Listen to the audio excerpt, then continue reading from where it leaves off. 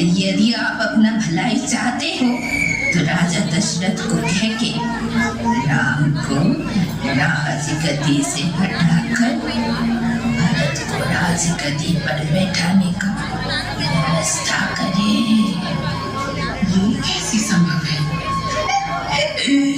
निश्चित रूप से संभव है। मेरी बात ध्यान से सुने रानी। एक समय की बात है जब राजा दशरथ आपसे प्रसन्न होकर आपको वरदान देने जा रहे थे, है ना? और उस समय आपको उस वरदान की आवश्यकता नहीं थी,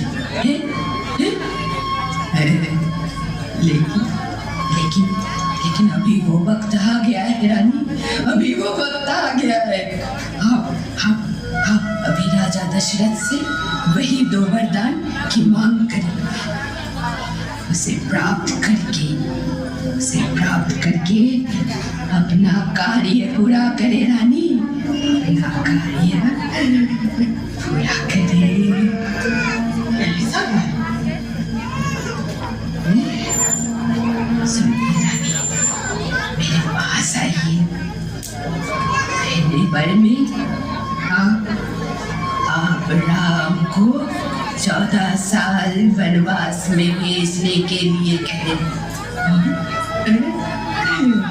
दूसरे बार में आपके पुत्र भरत को राज सिंहासन राजा बनाने के लिए गए।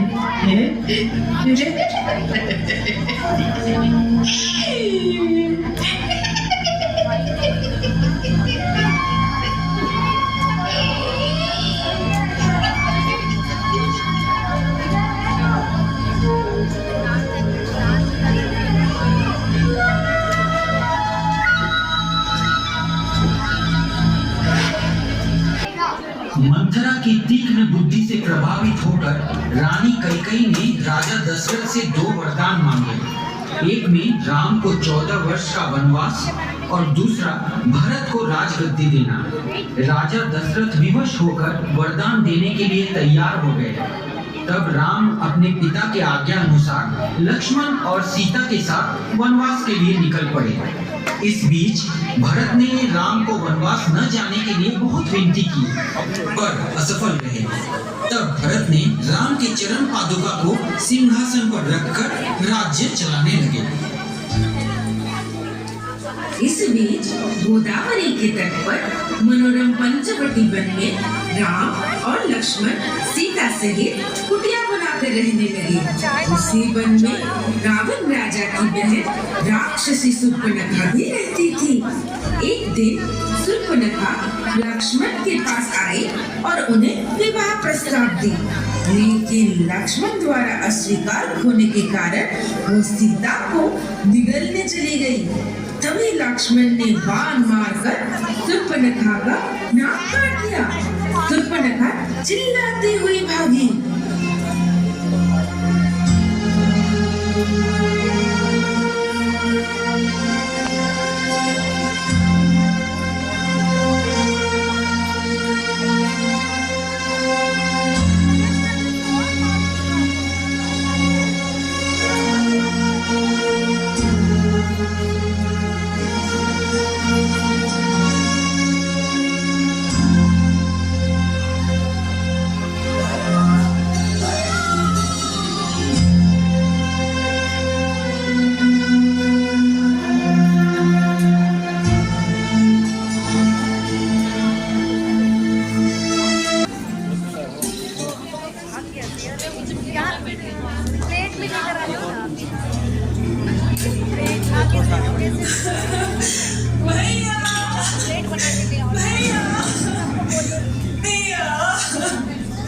क्या बहन मुझे बताओ, तुम्हारी ऐसी हालत किसने की?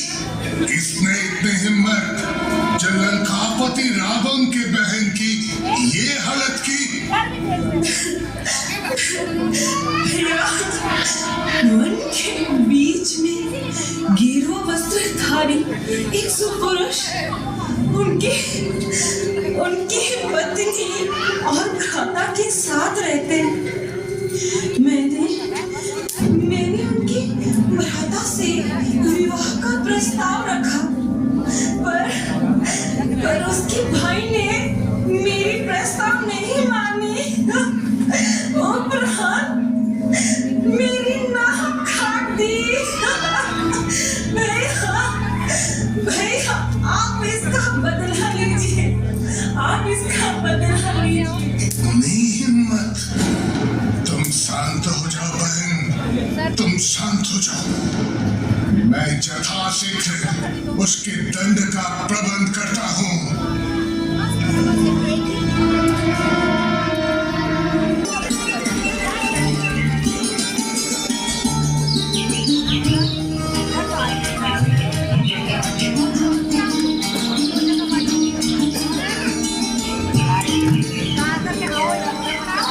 स्वामी, देखिए कितना सुंदर हिरण का बच्चा है। आप कृपया उसे लाकर मुझे दीजिए ना। सीते, थोड़ा सब्र करो, मैं शीघ्र ही हिरण के बच्चे को पकड़कर लाता हूँ।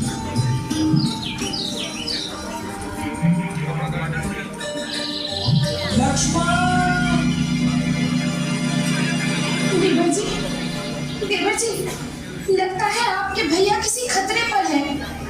आप जल्दी से जाकर उन्हें वापस लेकर आइए।